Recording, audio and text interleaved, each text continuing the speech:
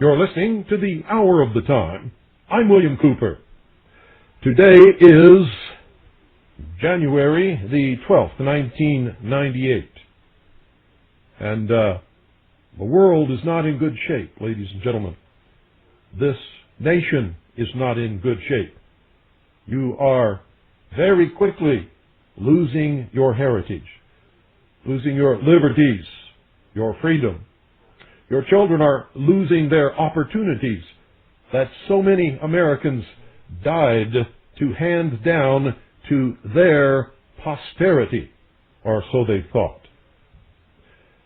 I want you to make good note of tonight's broadcast. It is a continuation of that which we did on Friday.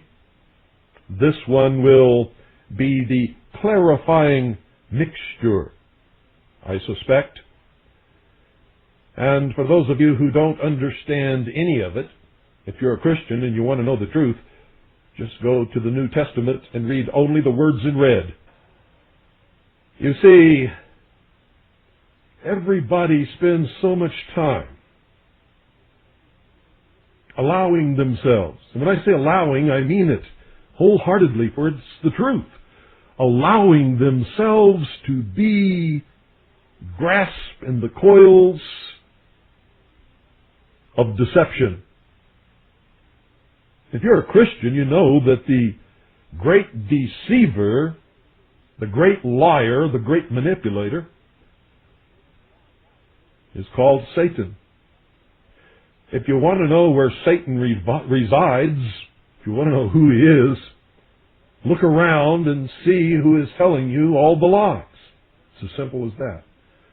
Who's lying to you, entrapping you, deceiving you, manipulating you, entrapping you, wrapping the coils of the serpent around you? And of course, if you're not a Christian, you're some other religion. The same thing applies, ladies and gentlemen, even if you don't believe in a Satan.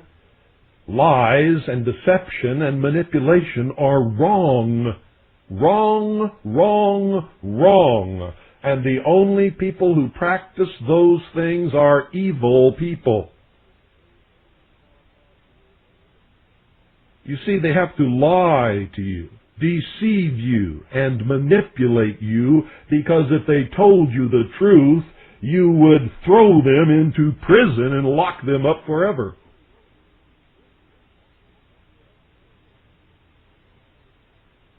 Now, if you're a Christian and you want to know the truth, go to the red words in the Bible. If you're not a Christian, find out who's telling the lies. And do it honestly, leaving your preconceived notions, your prejudices, and your own agenda behind you when you look for the truth. For if you're looking to prove something that you already believe, you will only find evidence to support it. You will not ever discover the truth. The truth is so important, for this is the age of deception. Almost everyone in the world today is leading a life of fantasy, lies, deception, and they are being manipulated by the fathers, the perpetrators, the inventors of those lies.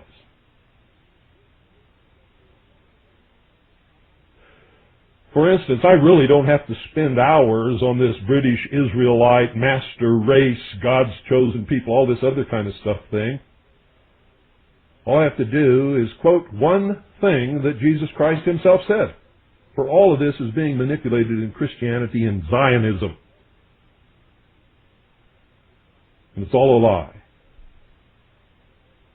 Jesus Christ said, "Whosoever shall believeth in me shall have everlasting life."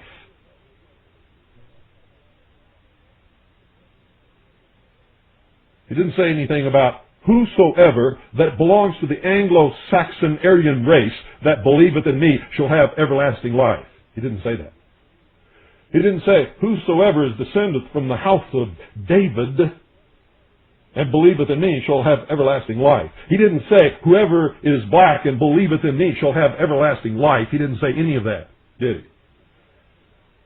And if you don't believe in Christianity and the Bible, then you have to understand that if you submit to the concept of a master race, if you are of that race, then you are just trying to make yourself feel better and elevate yourself above the rest of humanity. And when you do that, there's nothing masterful about you. It actually lowers you in comparison to the rest of the human race. Understand that. Make sure you take notes. Open your eyes today, hopefully, like they've never been opened, and maybe spare you a lot of pain, a lot of living in fantasy, a lot of manipulation. None of this British Israelism stuff ever surfaced in the entire history of the world until King Henry VIII wanted to divorce his wife and found out that the Pope would not let him. So King Henry VIII divorced all of England and himself from the Catholic Church, from the Pope, founded the Anglican Church, and then it became necessary to justify his actions to the world, to the English people in specific, and to be able to make it stick.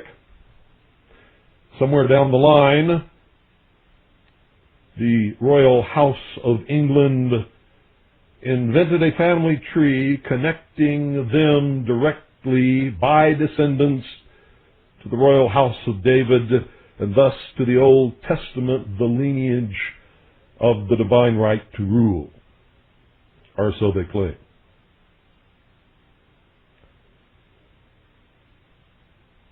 Later, they claimed that all of England, not just the royal house, but all of England, this came later, folks, it was not there in the beginning, all of England were the descendants of the 10 lost tribes of Israel, which according to the Bible were never lost at all, and are not lost today. And that London was the New Jerusalem. And then later, they extended that to the entire Anglo-Saxon race, cutting off the German peoples, claiming that the ancient Aryans were the enemies of the state of Israel, or the race of Israel, as they have come to make it. And then later, forgot all about that, and reabsorbed the Aryan, so now it's the Aryan Anglo-Saxon American people. Discounting the original Native Americans, of course. And we take off from there. Still, from the Strategic Studies of the Executive Intelligence Review, dated November the 14th, 1997. Although the preconditions for British Israelism were rampant in England, the first formal statement of the ideology did not occur until the 1790s, when Richard Brothers, a Royal Navy officer who had fought against America in the Revolutionary War, began to write that England was not just theoretically the New Jerusalem, but that the English people themselves were descended from the lost tribes of Israel, and that they must restore the temple in Palestine. The time for such theory was not ripe, and Brothers was suspected of being a radical, and was ultimately confined to an insane asylum, which is exactly what they should be doing with Pastor Pete Peters and all of these other people who are propounding this nonsense to the world and sucking a lot of innocent people into the coils of that old serpent. Around 1840, however, a decision was made somewhere at the Colonial Office or the East India Company headquarters to revive Sarpi's old method of religious manipulation, and the next few years would see the rise of two interrelated cults which would become a major weapon in British foreign policy. First, Irish clergyman John Nelson Darby started publishing texts which he claimed decoded the secrets of the Bible and prophetically laid out the fast-approaching apocalypse. Darby's theories, which we today call pre-millennial dispensationalism, had several striking components. Number one, the millennial kingdom of Christ will sweep away all civilization, and the only people saved will be a tiny group of elect who will be raptured physically into the new kingdom.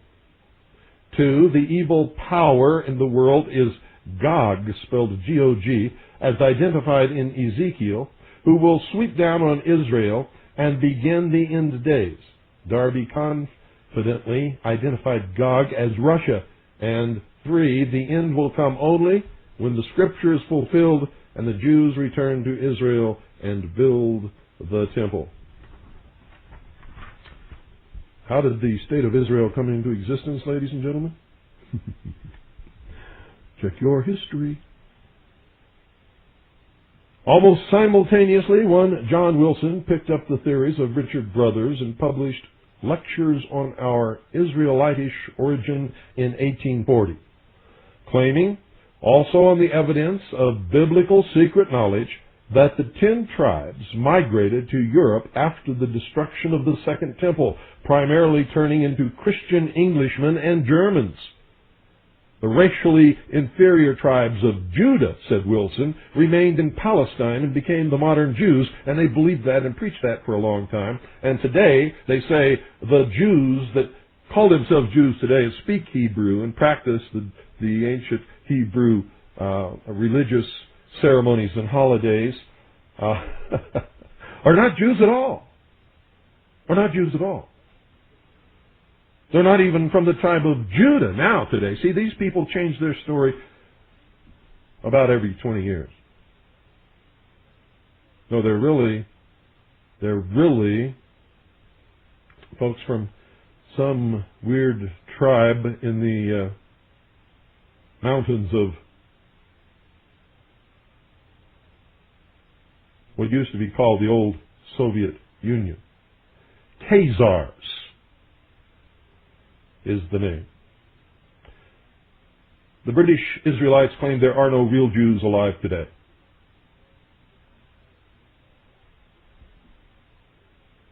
I know a lot of real Jews who find that extremely shocking. And they're not Khazars.